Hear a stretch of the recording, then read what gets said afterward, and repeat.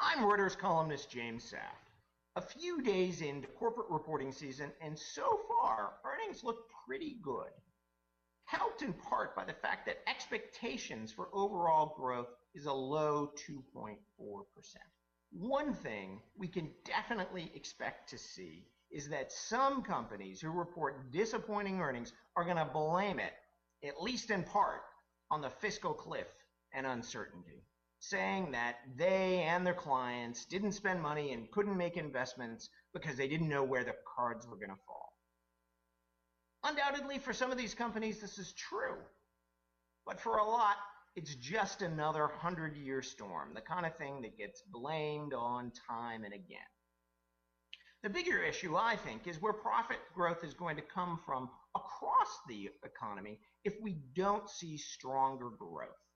Margins across the economy as a share of GDP are very near an all-time high they set just last year. In fact, there have only been 3 other times in the last century when margins have been anywhere close to where they are now. First, in 1929, just before the crash and the Great Depression. Second, during World War II, which is an anomaly because a total war really is quite good for corporate profits. And finally, just before the crash we went through in the last decade.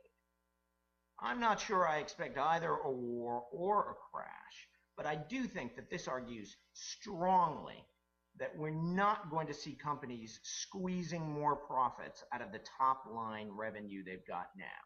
They are going to have to see growth. And for that to happen, if the stock market at large, we're going to have to see better overall economic growth. Take your bets.